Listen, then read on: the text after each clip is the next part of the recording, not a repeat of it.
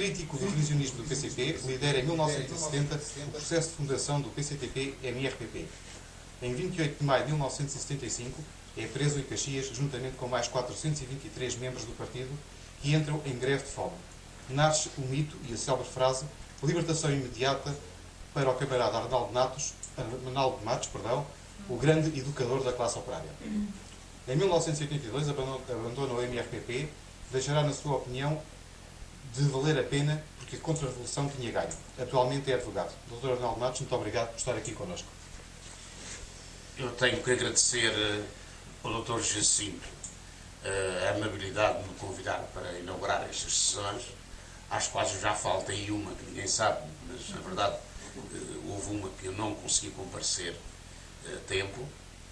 Quero agradecer, quero felicitá-lo pelo sucesso das atividades culturais, políticas e recreativas que ele tem tido aqui na área da Amadora e que é de uma dedicação extrema. Ninguém lhe pergunta qual é o partido dele, nem quais são as ideias políticas dele. A verdade é que ele faz um trabalho que é de todo o merecimento e não espera nada em troca. Aliás, acontece aqui que ele me convidou para vir para jantar antes de começarmos esta tarefa. Eu tive que lhe explicar que o meu hábito é nunca jantar antes e saber se, quando acaba o trabalho, mereço ou não a ração. Vou só corrigir duas pequenas coisas que dizem respeito ao meu passado. Mas como eu não tenciono escrever uma biografia, quando muito umas memórias, como não tenciono escrever uma biografia, não me vou dedicar muita importância a isso. A verdade é que eu tenho dois períodos na minha vida completamente distintos, em que estive ambos na clandestinidade, antes do 25 de Abril e depois do 25 de Abril. Devo ser uma das poucas personalidades desta terra que na verdade, qualquer que fosse o regime que viesse, estava sempre no contra. Parece-me mais responsável por ser anarquista do que propriamente por ser comunista. Há duas correções que eu desejo fazer. É a história, em primeiro lugar, do grande educador da classe operária. Toda a gente sabe perfeitamente que eu não me revejo nessa posição. Isso é uma história muito antiga, que resulta do facto de eu ter sido preso depois do 25 de Abril e dos camaradas que ficaram cá fora para tentar libertar-me, resolveram criar-me uma figura que não tinha nada a ver comigo, que era eu ser educador da classe operária. Eu passei toda a vida a aprender com a classe operária. E ainda hoje é com a classe operária e com outros elementos do povo que eu aprendo. Isto é, eu aprendo em dois sítios. Aprendo nos livros, aprendo na prática e na prática aprendo com os trabalhadores, é com quem eu tenho aprendido. Não tenho aprendido com mais ninguém. Ora, transformar-me da condição de aluno para a condição de educador é uma coisa completamente desajustada. Mas foi o que aconteceu, paciência, vamos suportando isso enquanto pudermos e brincando e rindo como no tempo da Mocidade Portuguesa. Bem, então vamos tentar manter aqui a nossa conversa mais ou menos de uma forma cronológica entre o passado, o presente e o futuro, de onde viemos, onde estamos e para onde caminhamos, se é que caminhamos, mas não resisto a ser eu próprio aqui já a alterar este alinhamento e a fazer-lhe uma pergunta provocatória que vou ter que alterar com essa sua revelação. Num país que permitiu a total destruição da agricultura, das pescas e a quase destruição da classe operária, já que não é o grande educador da classe operária, então agora aprende com quem? Aprendo com os operários, claro. Aprendo com os operários, é evidente. A classe operária, isto é também outra história, mas eu vou corrigir uma pequena coisa e vou voltar a esta. A pequena coisa a corrigir diz respeito ao seguinte. Eu não, para além de não ser educador da classe operária, também não fui daqueles indivíduos que me fui embora porque a contra-revolução tinha ganho. Isso é uma balela que foi posta na Wikipédia por um inimigo qualquer que eu tenha escondido nos Estados Unidos da América ou em qualquer outro sítio. E eu, na verdade, não posso emendar as coisas erradas que eles escrevem a meu respeito na internet. Não tenho hipótese nenhuma de emendar aquilo. E o resultado é que dizem que eu me fui embora porque a contra-revolução tinha ganho. Ora, se há alguma coisa eu aprendi com os trabalhadores, é que não se vai embora quando se perde. Vai-se embora quando se ganha, mas não quando se perde. Ora, eu nunca disse isso. Isso vem, de facto, na internet. Mas eu não disse iam também emendar isso, estou-me lixando para a internet, estou-me nas tintas para a internet. E, portanto, mas quero dizer, eu não me fui embora por causa disso. Eu explico porque é que fui embora. Fui-me embora porque, na verdade, eu tinha que tomar conta dos meus filhos. E eu não tinha outra forma de ganhar a vida a não ser exercer a profissão que eu sei fazer. E não se pode ser secretário-geral de um partido a tempo parcial. E, portanto, passei a ser um comunista com residência fixa. Não podia sair de casa. Ou seja, não podia sair do escritório. Portanto, é por virtude das dificuldades que se me impuseram que eu deixei de exercer uma tarefa de responsabilidade à frente do partido. Não é porque tenha mudado de ideias. As minhas ideias permanecem no essencial as mesmas de que eram quando eu comecei na luta política. Eu sei que há para aí uns indivíduos que acham que só os burros é que não mudam de opinião. Mas eu digo-vos que os burros também não mudam de opinião. Não há ninguém que mude de opinião, a não ser que tenha que abjurar aquilo em que acreditava. Nós podemos mudar de opinião e andar pelo lado direito ou pelo lado esquerdo, tanto faz. Agora, quando se trata da política, não é uma coisa que a gente possa mudar de opinião. Isto é, nós sabemos, temos um quadro de pensamento, e esse quadro de pensamento obriga-nos a seguir determinadas linhas e não a mudar de opinião por aqui e por lá. Portanto, eu não mudei de opinião, sou sempre a mesma pessoa e continuo a pensar, já agora, antes de passar a palavra, continuo a pensar que há necessidade de um partido comunista em Portugal, que esse partido ainda não existe, embora possa existir um pequeno embrião dele, e que aquilo que foi o comunismo no passado não era comunismo. Agora toda a gente sabe que isso é verdade. Mas no tempo em que eu comecei, em 1965, a lutar por uma nova organização política dos comunistas portugueses, nessa altura ninguém acreditava que o comunismo não fosse o que era da Rússia. Foi preciso explicar que não era aquilo o comunismo. E hoje toda a gente sabe que não é o comunismo, isto é, não é uma sociedade de iguais, o que se estava a construir na União Soviética, não é o que se está a construir na China, é o que os operários têm que construir em qualquer parte do mundo, vão acabar por construir mais cedo ou mais tarde, mas na verdade não é por esse caminho que eu mudei de ideias, também não mudei de ideias, continuo a ser um marxista, continuo a achar que Lenin, Mao Tse-tung, Engels e outros deram contribuições importantes à Revolução e que hoje estamos em condições de fazer um balanço do que é que os operários devem fazer no mundo que não estávamos há 20 anos atrás. Hoje é mais fácil de cumprir essa tarefa do que era há 20 anos atrás. Muito bem. Há duas entrevistas que têm em momentos diferentes da sua vida, uma em 1975 ao semanário O Jornal, que o Correio da Manhã publicou algumas partes dessa entrevista, e em que deixa uma pergunta sem resposta, e em relação à qual eu lhe peço que responda agora, passado tantos anos, porque eu, depois de ter lido o Correio da Manhã, há uma semana que ando a tomar antihistamínicos, portanto acho que mereço essa resposta. O favor de uma resposta. A sua fuga do Hospital Militar. Bem, eu tenho fugas de vários sítios. A do Hospital Militar é a mais conhecida, mas não tem nada de especial. Quero dizer, eu nem sequer fugi do Hospital Militar. Fugiram-me do Hospital Militar. Que eu não tinha. Isto é, eu fui para o Hospital Militar e quando saí de Caxias para o Hospital Militar com um buraco no estômago também de uma moeda de escudo daquele tempo. E, portanto, estava praticamente às portas da morte. E fui para o Hospital Militar. O comandante do Hospital Militar, o brigadeiro, que estava de serviço, disse-me: olha, eu podia mandar pregar tábuas nas janelas para o senhor não fugir, mas o senhor vai-me dar a sua palavra de honra que não foge. Eu digo: pelas janelas não fujo, de certeza absoluta, isto é tão alto que é impossível. E, na verdade, não foi pelas janelas que eu fugi.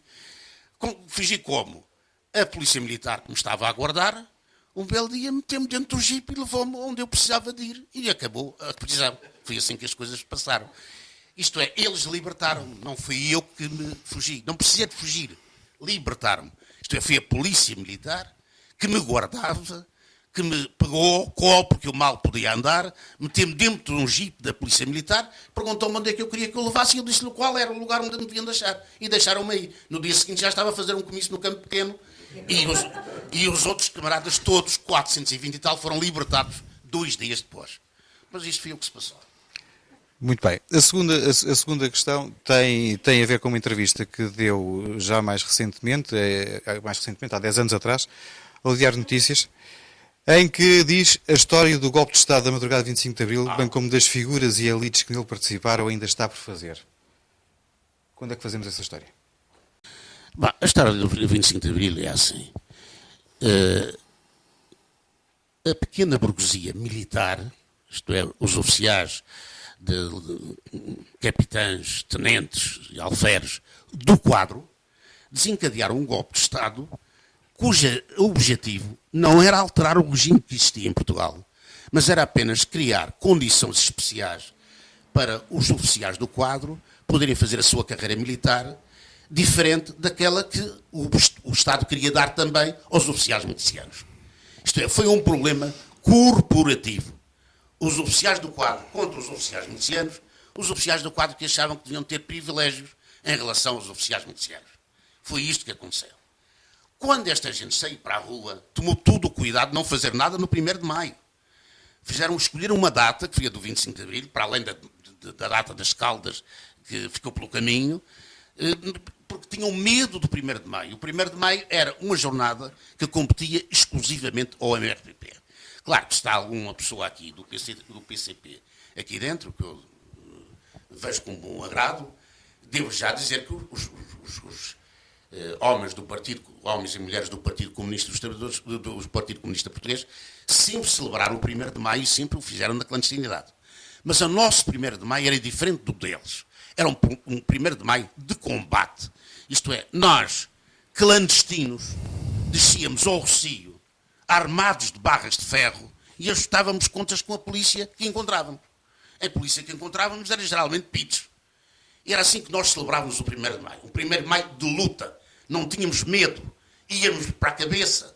E isso gerou movimentos espontâneos de adesão ao nosso trabalho que nunca tínhamos tido antes. Isto é, há indivíduos que não têm medo da PIDE, há indivíduos que lutam contra ela e podem vencê-la. O 25 de Abril é uma coisa organizada com um objetivo diferente. Mas quando sai para a rua, acontece como aquelas explosões que ninguém controla. Isto é, há tanques na rua, imediatamente o povo faz o contrário do que eles queriam. Deram ordens para o povo ficar em casa o povo não veio para a rua. Deram ordens para recolher à noite, o povo andou a noite inteira na rua. Isto é, o povo tomou nas mãos a tarefa de fazer a revolução. E a partir daí vemos o Melo Antunes e todas essas pessoas que fazem parte do vosso imaginário. E que até eu não quero nada contra o vosso imaginário, mas pensem bem, esses indivíduos se chegassem ao poder, que poder é que nós tínhamos hoje? Tínhamos exatamente o Partido Socialista que temos hoje, tínhamos o PSD que temos hoje, tínhamos o CDS que temos hoje e até tínhamos o MRPP que temos hoje. Se esses indivíduos chegassem ao poder, isto é, esses indivíduos chegaram ao poder. Não fizeram, foi a revolução, que agora dizem que prometeram. Na verdade, eles não prometeram revolução nenhuma. Eles prometeram a alteração das circunstâncias, à medida que foram empurrados. E não fizeram mais, porque não foram mais empurrados. Quando começaram a ver que a revolução podia mesmo chegar a sério, então tomaram logo medidas, criaram o Grupo dos 9 e prepararam logo um contra-ataque para evitar que a revolução fosse até as últimas consequências. Isto é, o 25 de Abril é uma revolução porque o povo a faz. É uma revolução porque derruba uma camada que está no poder e coloca lá outra. Mas não é a revolução que o povo português esperava. E não por circunstâncias inexplicáveis. Não, explica-se perfeitamente. Isto é, tudo o que era preciso fazer a caminho da revolução era proibido. Por exemplo, nós fomos um partido proibido. Alguém compreende que o PCTP, MRPP, tivesse de ser proibido de atuar naquela altura? Ninguém compreende hoje uma coisa dessas. No entanto, foi proibido. O único jornal que foi proibido foi o Luta Popular. O jornal Luta Popular era multado frequentemente. A primeira multa foi 100 contos. 100 contos no 25 de Abril era uma fortuna. Andámos a recolher 25 estouros aqui, 25 estouros lá para pagar a multa. E conseguimos sobreviver a isso tudo. E quando chegou a altura de nos candidatarmos às eleições para a Assembleia Legislativa, para a Assembleia Constituinte, não fomos permitidos, apesar de estarmos todos legalizados, não foi permitido concorrermos. Portanto, eles fizeram a revolução que fizeram e nós fizemos aquilo que pudemos. Não tínhamos mais força, porque se tivéssemos mais força, quem os metia nas cadeias éramos nós. Não tenham a menor dúvida sobre isso. Isso era perfeitamente claro. Nós nunca escondemos o que vimos. Nós vimos para criar uma sociedade sem classes. Se isso custar o pescoço a uma quantidade de indivíduos do BES, do GES, do Ministério Público e não sei o quê, nós não temos medo disso. Faremos isso. Porque queremos é que o povo seja tratado por igual. Não queremos é que trabalhe para os outros. Portanto, o 25 de Abril falta explicar. Muita coisa falta explicar. Como falta explicar também o 25 de Novembro. O 25 de Novembro aí é que nós temos uma história. Porque nós sabíamos que estava em preparação um golpe de Estado conduzido pelo PCP. Não se ofendam os meus amigos do PCP que estiverem aqui dentro. Podemos falar à vontade, tranquilamente. Podem também contestar-me. O PCP preparou um golpe de Estado para o 25 de Novembro. Eu estava do outro lado. Estava com o Ianes contra esse golpe de Estado. O Ianes saiu da minha casa às 4 da manhã do dia 25 de Novembro. Diretamente para se fardar, para ir para a rua. E eu saí para ir buscar as armas que deviam ter sido entregues e não foram. E não foram. Mas foi assim que as coisas se passaram. Sabem quem é que dirigia o golpe de Estado que o Ianes derrubou? Quem dirigia era o Barreirinhas Cunhal. Quando vi que as coisas estavam podres e que ia ser preso, refugiou-se na embaixada da Checoslováquia. Quando o Melantunes, depois do triunfo do contragolpe do dia 25 de novembro, quando o Melantunes defende que o PC não deve ser destruído e quer falar com o Cunhal, somos nós, fui eu, pessoalmente, que tendo em escuta o telefone do Melantunes, lhe disse: o senhor quer falar com o Cunhal? Está na embaixada da Checoslováquia. Disse diretamente ao Melantunes. E o Melantunes dirigiu-se para a embaixada da Checoslováquia para falar com o Cunhal. Isto é a verdade histórica, a tal história que ninguém escreveu ainda, mas que há de ser escrita mais cedo ou mais tarde. Portanto, não venham com histórias. Quando nós votámos no Ianes para Presidente da República, é possível que haja alguns elementos aqui dentro que achavam que nós éramos uns traidores. Mas quando o PCP votou no Ianes para Presidente da República, ninguém achou que era traidor. Portanto, bem vejam as coisas como são. No que parece hoje, amanhã já não é a mesma coisa. Portanto, história. Temos muita história para fazer. Há de ser feita. Há de ser feita quando os historiadores não forem pagos pelo poder e, nessa altura, fazem o que o poder lhes paga. Não fazem o que paga a classe operária, ou não lhes paga, pagará lendo os livros. Mas nada mais do que isso. Portanto, tudo isto precisa de ser reescrito, revisto.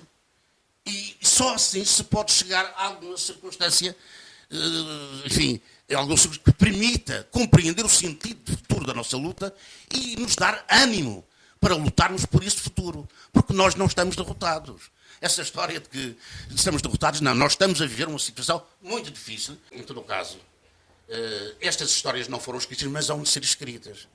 E se os senhores hoje repararem bem para trás, tiveram aqui outro dia duas das figuras que fizeram o 25 de Abril. Eu não vos digo que não se deve ter algum respeito por essas pessoas. Isso foram os que me prenderam. Esses que estiveram aqui outro dia foram os que me prenderam. Foram os que prenderam a minha filha, que tinha 7 anos de idade na altura. Foram os que prenderam a minha mulher, que entretanto já morreu. São esses os revolucionários do país. Então o que é que eu sou? Eu tive a sorte de sobreviver até agora. Porque se não tenho sobrevivido, já ninguém se lembrava do que é que aconteceu. Eu tenho uma história para contar, ou a MECPP tem uma história para contar, os senhores têm todos uma história para contar, e temos que estar unidos, porque agora estamos numa situação muito difícil. É que neste momento nós vivemos sob o controle absoluto da contra-revolução. Os senhores pensam que vivem em democracia. Peço com o meu dever de respeito, os senhores não vivem em democracia nenhuma, nem eu vivo. Pensam que vivem numa democracia. Porquê? Porque há eleições de 4 em 4 anos, 10 em 10 anos. Há sempre eleições. Há eleições para quê? Para eleger um energúmeno como o do Bliqueime, que está em Belém. Não se pode eleger outro.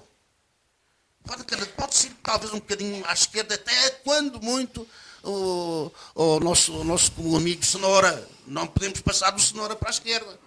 Quer dizer, também podemos ir um bocadinho, é o Dr. Jorge Sampaio. Podemos também ir um bocadinho para a direita. Mas, quer dizer, mais para a direita não pode, mas não pode ser muito mais à direita, pode ser então o Ianes. Quer dizer, isto está entre o Ianes e o Sampaio. Então e nós? Qual é o nosso lugar? O nosso lugar é diferente de todos estes lugares. Bom, nós, em todo o caso, estamos a viver numa etapa da contra-revolução. eu sou dos mais velhos, mas não sou o mais velho aqui dentro desta sala, para ódio meu. Na verdade, e também devo dizer que nasci na Madeira, mas eu faço parte da Via Láctea, isto é, de uma galáxia maior. Porque esta história de nascer aqui ou nascer acolá, por vezes, elimina. Nós somos todos iguais, nascemos todos na Via Láctea. E anda a haver outros povos por aí à nossa procura e nós à procura deles. Mas seja como for, vivemos, não se lembram, alguns mais velhos do que eu ainda talvez, mas quando começou o salazarismo, nós não éramos vivos ainda, foi em 1926, quando começou o salazarismo, nós não sabíamos como é que aquilo era exatamente como é hoje. Vivíamos em austeridade, discutíamos até as mesmas coisas. Os senhores lembram-se de uma coisa chamada Fundo de Desemprego? Alguns devem se lembrar do Fundo de Desemprego. O Fundo de Desemprego foi uma coisa criada pelo Salazar para aqueles que não tinham emprego. Era uma espécie de fundo, era uma espécie de descontos para a segurança social que não havia. Só que o Fundo de Desemprego era descontar ao trabalhador e nunca lhe era dado. Era para investimento em obras. E, portanto, em vez de dar o dinheiro ao que estava desempregado, dava-se o dinheiro ao patrão, que fazia as obras, e as obras davam emprego ao desempregado. Mas não há aquele concreto que tinha descontado. Há um outro qualquer que não tinha descontado nada. Portanto, já tudo o que nós discutíamos naquela altura está-se a discutir hoje. A taxa que se deve pagar para a Segurança Social. Quem deve pagar? O patrão ou o empregado? Vamos voltar ao tempo de Salazar. Um dia destes, há um primeiro-ministro aí, não se admire que seja do PS. Pode ser até do PS. Não seria nada de especial. Porque o Salazar, quando aplicou isto em Portugal, esta história do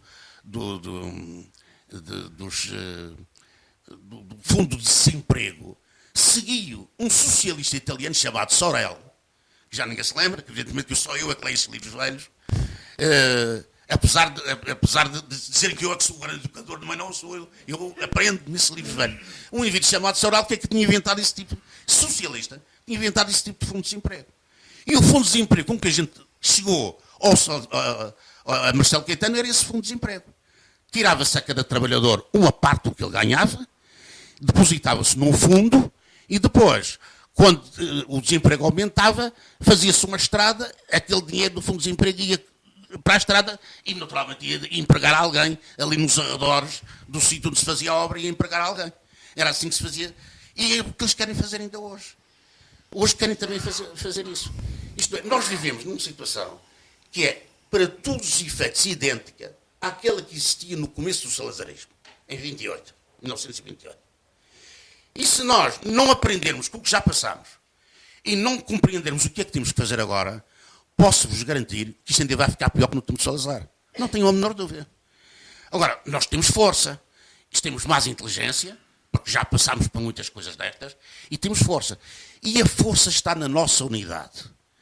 Se todas as pessoas de esquerda se unirem e formarem um governo democrático, patriótico, que defenda a produtividade e a independência nacional, por agora só queremos isso. Depois, mais tarde, queremos outras coisas. Não escondemos isso de ninguém. Mas, de momento, não é isso que está em causa. O que está em causa é defender a pátria, o país, a economia nacional e, pura e simplesmente, pôr de lado todos os meios que têm levado à situação como chegámos hoje.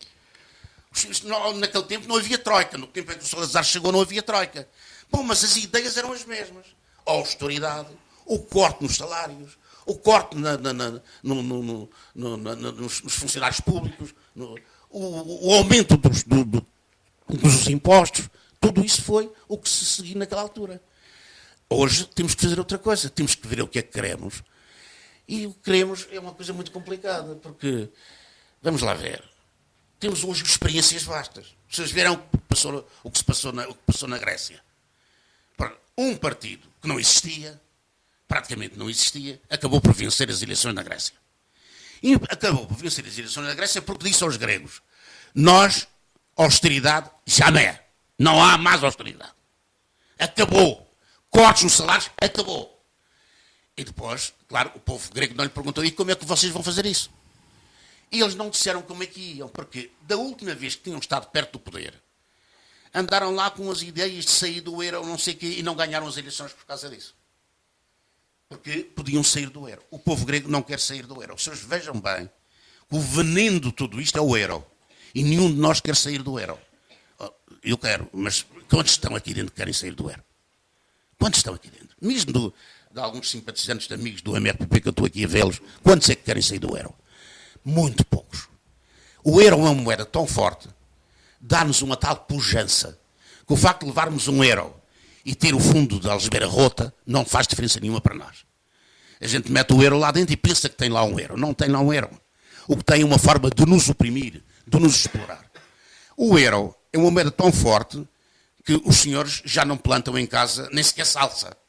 Porquê? Porque é mais fácil comprar salsa que vem da América do Sul, com uma moeda tão forte como aquela que temos, do que plantar salsa em casa.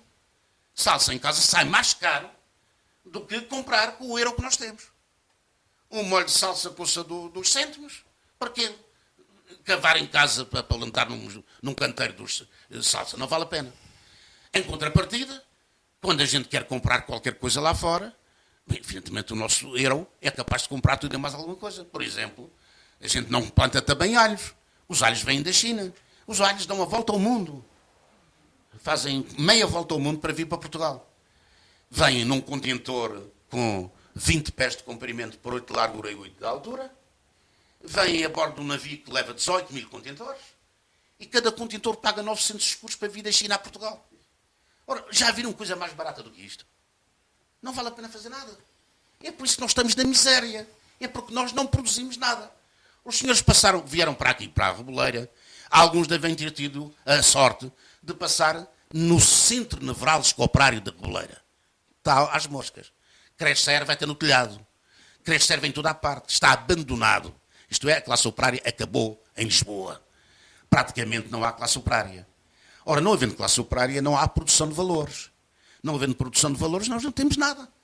Vocês imaginem, anda aqui o governo, este governo que a gente tem aí, este governo de traidores que nós temos aí, e que temos aí, e que nunca mais saía de lá, por vontade do Presidente da República, nunca mais sairia de lá.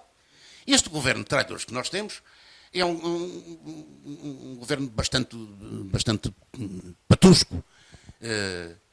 Todas as vezes que tem que tomar com quaisquer medidas, toma sempre medidas contra o povo, não toma medidas contra mais ninguém. Se nós estivermos à espera que esses indivíduos mudem, nós não conseguimos absolutamente nada. Dizem eles, bem, nós queremos baixar o valor do trabalho. Porque baixando o valor do trabalho, a mercadoria fica mais barata e, portanto, há mais gente a comprar essa mercadoria. Pois muito bem. Mas porquê é que nós devemos de baixar o salário? O valor do nosso salário é metade do valor do salário espanhol. Metade. Isto é, ganhamos metade. Isto é, o valor de uma hora de trabalho nossa é igual ao valor de meia hora de trabalho dos espanhóis. Nós temos que trabalhar o dobro para produzir o mesmo valor que os espanhóis produzem. Porquê? Porque nós não temos maneira de produzir com autonomia para nós. Suponham os senhores que o maior exportador português que há, deixando de lado a TAP, que é só a TAP produz 2,1% da produção económica nacional, do PIB, do produto económico, do produto interno bruto, a TAP, sozinha, 2,1% do produto interno bruto. Mas suponhamos, vamos a outra coisa que é dos petróleos. A Galp vende petróleo refinado lá para fora. Isto é, compra petróleo em bruto e vende produtos refinados de petróleo. Por cada 100 euros que ela vende, tem que importar 82. Quer dizer, importa 82 de petróleo para vender 100 euros de produtos refinados.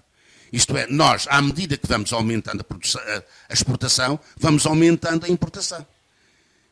Cada vez que a gente progride, a gente recua.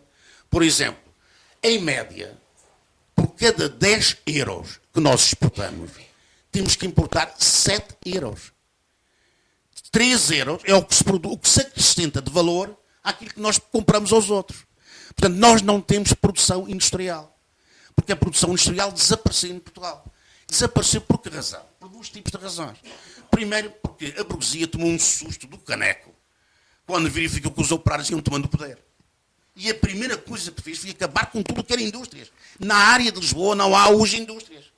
Mas quando fez o 25 de Abril, A classe operária era a mais forte classe das classes existentes na área, na área urbana de Lisboa, da Grande Lisboa. Portanto, desapareceu a classe operária. Hoje a classe operária ainda existe em quantidade apreciável, mas é no Grande Porto. Na Grande Lisboa desapareceu tudo o que era a classe operária em Vila Franca de Xira, o que era a classe operária no Barreiro, o que era a classe operária na Amadora, o que era a classe operária dentro da própria cidade de Lisboa, em Alcântara. Essa classe operária desapareceu. E, portanto, os produtores de riqueza não existem em Portugal. Não existem. E nós o que é que produzimos? Nós pomos um avental e servimos estrangeiros à mesa. Portanto, nós somos criados da Europa. E vamos fazendo o quê? Nós vamos vendendo as sardinhas que não comemos aos estrangeiros que vêm cá visitar-nos. Uma sardinha para eles é muito barata, mas para nós custa-nos os olhos da cara. Portanto, nós já não conseguimos comer sardinha, mas conseguem os estrangeiros. Nós transformamos em lacaios dos europeus porque só temos para produzir não riqueza, mas serviços. E esses serviços cada vez são mais baratos.